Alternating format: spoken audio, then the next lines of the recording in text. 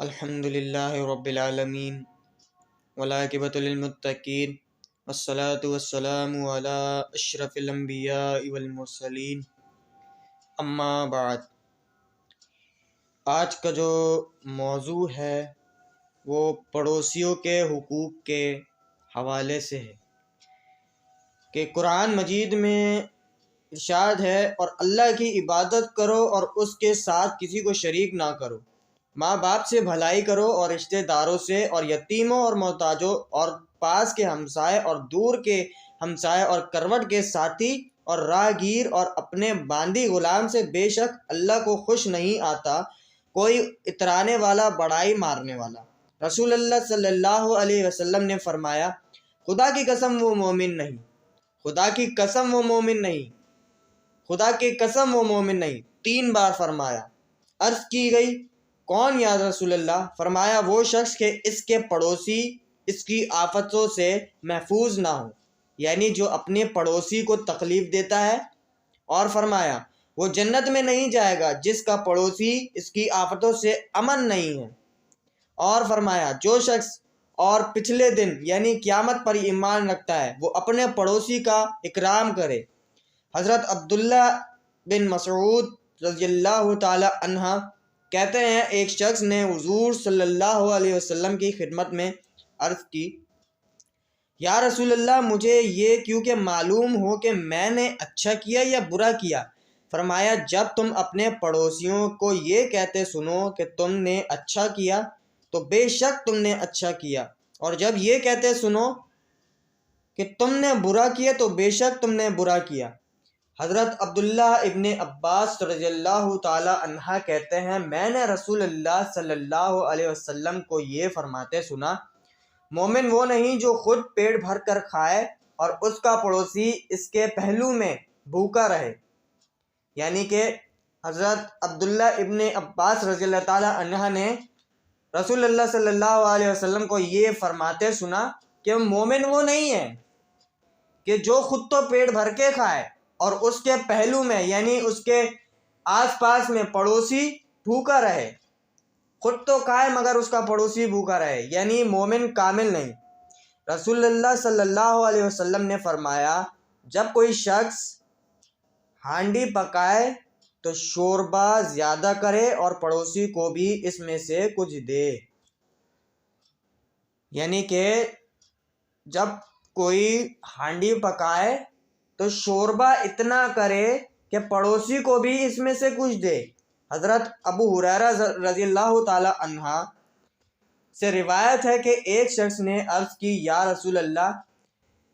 فلانی عورت کے متعلق ذکر کیا جاتا ہے کہ نماز و روزہ صدقہ کثرت سے کرتی ہے، مگر یہ بات بھی ہے کہ وہ اپنے پڑوسیوں کو زبان سے تکلیف پہنچاتی ہے۔ فرمایا، وہ جہنم میں ہے۔ انہوں نے کہا، یا رسول اللہ، فلاں عورت کی نسبت ذکر کی جاتی ہے کہ اس کے روزے صدقہ نماز میں کمی ہے، وہ پنیر کے ٹکڑے صدقہ کرتی ہے اور اپنی زبان سے اپنے پڑوسی کو اذیت نہیں دیتی۔ فرمایا، وہ جنتی ہے۔ رسول اللہ صلی اللہ علیہ وسلم نے فرمایا کہ اللہ تعالیٰ نے تمہارے مابین کے درمیان اختلاف کی اس طرح تقسیم فرمائی جس طرح رزق کی تقسیم فرمائی۔ اللہ تعالیٰ دنیا ایسے بھی دیتا ہے جو اسے محبوب ہو اور اسے بھی جو محبوب نہیں، اور دین صرف اسی کو دیتا ہے جو اس کے نزدیک پیارا ہے، لہٰذا جس کو خدا نے دین دیا اسے محبوب بنا لیا۔ قسم ہے اس کی جس کے دست قدرت میں میری جان ہے، بندہ مسلمان نہیں ہو سکتا جب تک اس کا دل اور زبان مسلمان نہ ہو، یعنی جب تک دل میں تصدیق اور زبان سے اقرار نہ ہو، اور مومن نہیں ہوتا جب تک اس کا پڑوسی اس کی آفتوں سے امن میں نہ ہو۔ اور فرمایا، مرد مسلم کے لیے دنیا میں یہ بات سعادت میں سے ہے کہ اس کا پڑوسی صالح ہو اور مکان کشادہ ہو اور سواری اچھی ہو۔ اور فرمایا، تمہیں معلوم ہے کہ پڑوسی کا کیا حق ہے، یہ کہ جب وہ تم سے مدد مانگے مدد کرو، اور جب قرض مانگے قرض دو، جب محتاج ہو تو اسے دو، اور جب بیمار ہو تو عیادت کرو، اور جب اسے خیر پہنچے تو مبارکباد دو،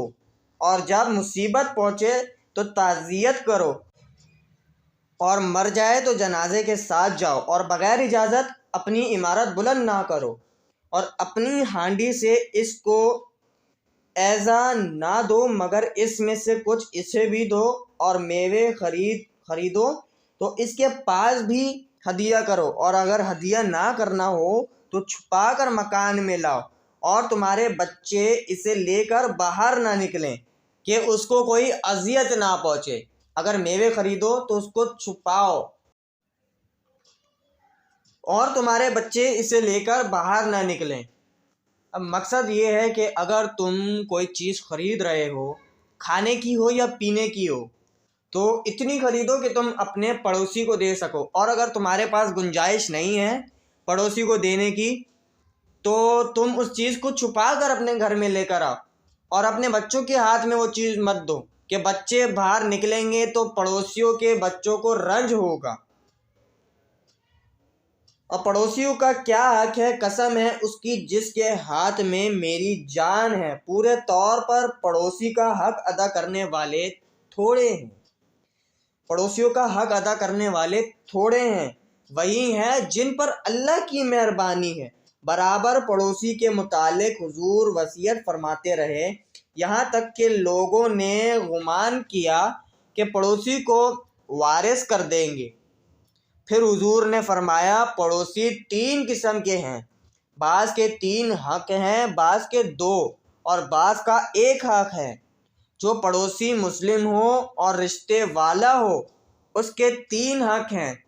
حق جوار اور حق اسلام اور حق قرابت۔ پڑوسی مسلم کے 2 حق ہیں، جوار اور حق اسلام، اور پڑوسی کافر کا صرف 1 حق ہے، جوار۔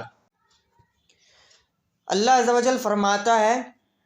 تعاونوا علی البر والتقوی ولا تعاونوا علی الاثم والعدوان۔ نیکی اور پرہیزگاری پر آپس میں ایک دوسرے کی مدد کرو، اور گناہوں ظلم میں مدد نہ کرو۔ رسول اللہ صلی اللہ علیہ وسلم نے فرمایا اللہ تعالیٰ اس پر رحم نہیں فرماتا جو لوگوں پر رحم نہیں کرتا، اور فرمایا وہ ہم میں سے نہیں جو ہمارے چھوٹوں پر رحم نہ کرے اور ہمارے بڑے کی توقیر نہ کرے، اور اچھی بات کا حکم نہ کرے اور بری بات سے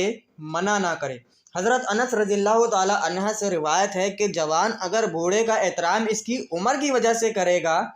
تو اس کی عمر کے وقت اللہ تعالیٰ ایسے کو مقرر کر دے گا جو اس کا اکرام کرے۔ رسول اللہ صلی اللہ علیہ وسلم نے فرمایا جو میری امت میں سے کسی کی حاجت پوری کر دے، رسول اللہ صلی اللہ علیہ وسلم نے فرمایا جو میری امت میں کسی کی حاجت پوری کر دے جس سے مقصود اس کو خوش کرنا ہے تو اس نے مجھے خوش کیا، اور جس نے مجھے خوش کیا اس نے اللہ کو خوش کیا، اللہ اس کو جنت میں داخل فرمائے گا۔ اور فرمایا جو کسی مظلوم کی فریاد رسی کرے اللہ تعالیٰ اس کے لیے 73 مغفرتیں لکھے گا،